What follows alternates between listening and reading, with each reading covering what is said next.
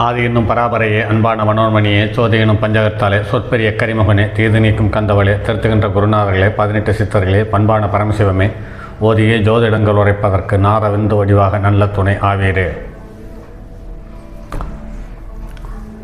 உலகில் உள்ள தமிழ் பேசும் அனைத்து நல் உள்ளங்களுக்கும் மற்றும் ஜோதிட சான்றோர்களுக்கும் மூத்தோர்களுக்கும் ஆர்வலர்களுக்கும் மற்றும் இந்த காணொலியை காணும் உங்களுக்கும் ஆஸ்ட்ரோராஜின் இனிய நல் வணக்கங்கள். ஜோதிடம் ஒரு அற்புதமான கலை.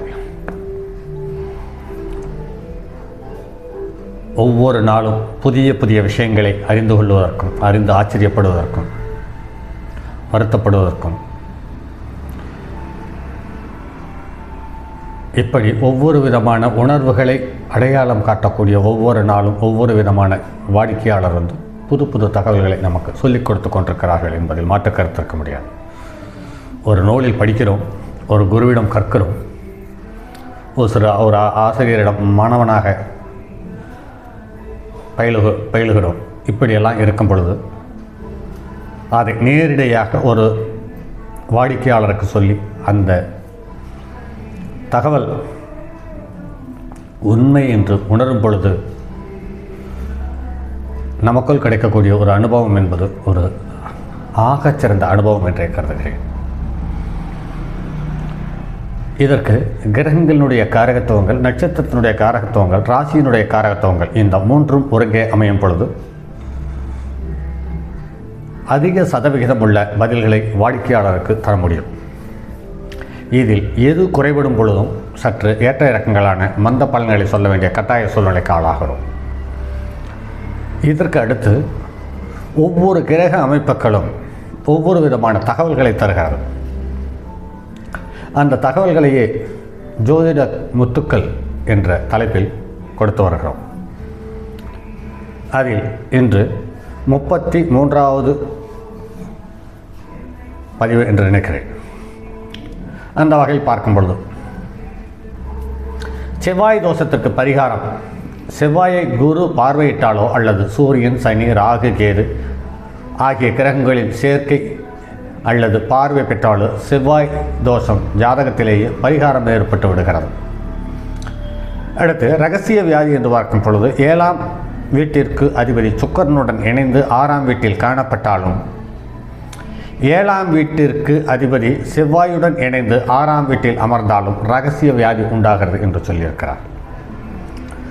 சுக்கிரன் நீச்சம் பெற்று 8ஆம் வீட்டில் 2க்கும் மேற்பட்ட பாவிகள் அமைய பெற்றால் இரகசிய நோய் ஏற்படும். சுக்கிரனும் செவ்வாயும் 5, 7, 10 போன்ற இடங்களில் ஏற்பட்டாலும் காணப்பட்டாலும் நோய் உண்டாகும்.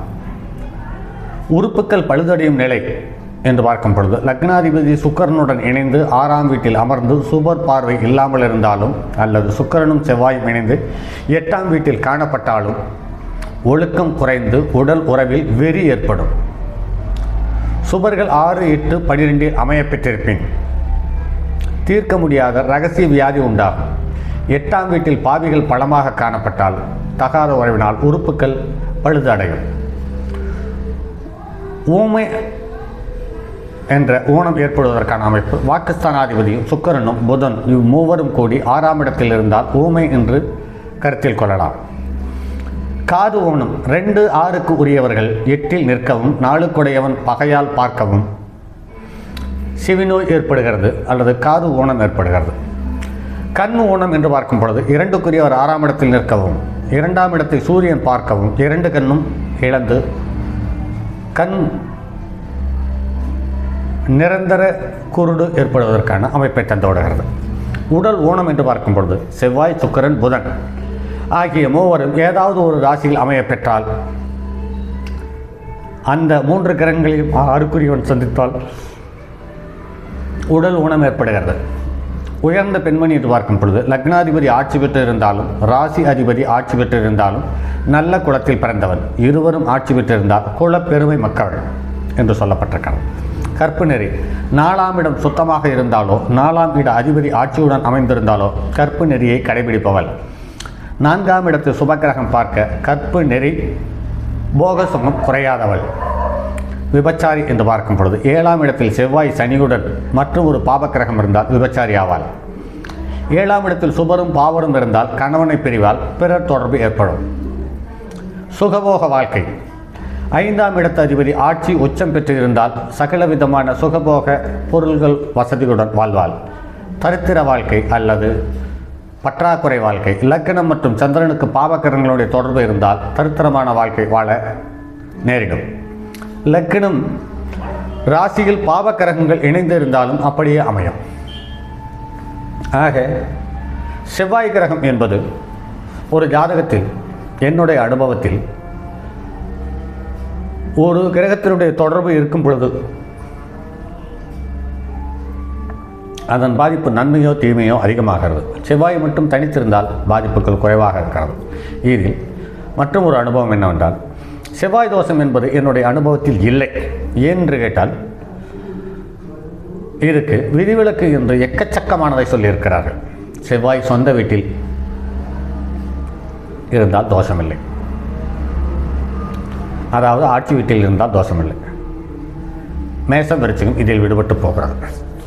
நீச்ச வீட்டில் இருந்தால் தோஷமில்லை, அதில் கடகம் விடுபட்டு போகிறது. உச்ச வீட்டில் இருந்தால் தோஷமில்லை, மகரமும் விடுபட்டு போகிறது. சுப கிரகங்களின் வீட்டில் இருந்தால் தோஷமில்லை, அதில் தனுசு மீனம் அடிபட்டு போகிறது. சுக்கிரனுடைய வீடும் அடிபட்டு போகிறது.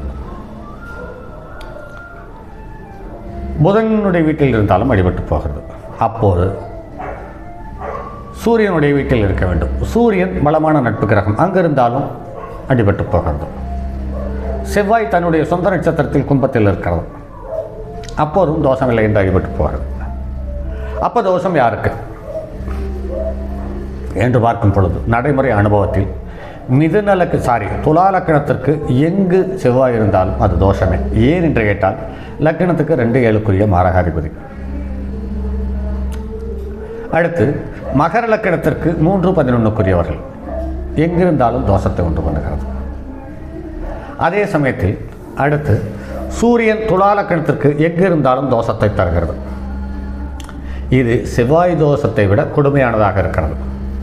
மகர லக்கணத்துக்கு சூரியன் எங்கிருந்தாலும் தோஷம் தருகிறது. ஏன் என்று கேட்டால் அஷ்டமாதிபதி ஜென்ம பகை உள்ள கிரகம். இப்படி நிறைய தகவல்கள் சற்று முரண்பாடாக இருந்தாலும் ஒரு சில இடத்தில் ஒத்துப்போகிறது, ஒரு சில இடத்தில் ஒத்துப்போகவில்லை. அதில் துலா லக்கணத்திற்கும் மகர லக்கணத்திற்கும் 2-7 மாரகாதிபதி, 11 பாரகாதிபதி. அந்த வகையில் பார்க்கும் பொழுது எங்கு இருந்தாலும் தோஷத்தை உண்டு பண்ணுகிறது. அது 2, 4, 7, 8, 12 இருந்தாலும், 2, 5, 7, 9, 11 இருந்தாலும், 1, 4, 7, 10 இருந்தாலும், 1, 5, 9 திரிகோணத்தில் இருந்தாலும் தோஷத்தை தருகிறது என்பது மாற்றுக்கருத்துக்கு இடமில்லை. இதில் மிருகசீரிஷம், சித்திரை, அவிட்டம் இந்த நட்சத்திரத்தில் பிறந்தால் தோஷம் வேலை செய்வதில்லை. காரணம் என்னவென்று கேட்டால் இப்போ அவர்களுக்கு செவ்வாய் திசை வரப்போவதில்லை. திருவாதிரை, சுவாதி, சதயம் இந்த நட்சத்திரத்தில் பிறந்தாலும் இவர்களுக்கு அந்திம காலத்தில் வருகிறது. இதையெல்லாம் விட்டுவிட்டு 12 வயதுக்குள் செவ்வாய் திசை கடந்தாலும், 55 வயதுக்கு மேல் செவ்வாய் திசை வந்தாலும் செவ்வாய் தோஷம் ஒரு பாதிப்பை தருவதில்லை என்பது நடைமுறை அனுபவம். அப்போது சரி செவ்வாய் எப்போது தோஷம் தருகிறது? தன்னுடைய 1க்கு மேற்பட்ட பகை கிரகங்களோடு சேர்ந்து பகை வீட்டிலிருந்து அவர்களுடைய தசாபுத்தி வரும்போது, அவர்களுடைய கோச்சாரம் வரும்பொழுது பலமான பாதிப்பையும் அவமானத்தையும் சங்கடங்களையும் இழப்புகளையும் சொல்லி மாளாத கெடுதல்களையும் செய்துவிடுகிறது என்பது நடைமுறையில் காண முடிகிறது. சரி நண்பர்களே, மற்றும் ஒரு பதிவில் சந்திப்போம். அதுவரை உங்களிடம் வந்து விடைபெறுவது உங்கள் அன்பு நண்பன் எம் ராஜரத்தினம். என்னுடைய அலைபேசி எண் 9791399649 மற்றும் ஒரு எண் 978897299999. தங்கமான் மழுவோடேந்தி தன்மதி தலையில் கொண்டோன் மங்கையர் பதிக்கச் சொன்ன மாமொழி ஜோதிடத்தை இங்கு யாம் உரைப்பதற்கோர் இமை என்னும் பிள்ளை வராமற்காக்க செங்கன் மால்மருகன் யானை சிறன் பதம் காப்பராமே.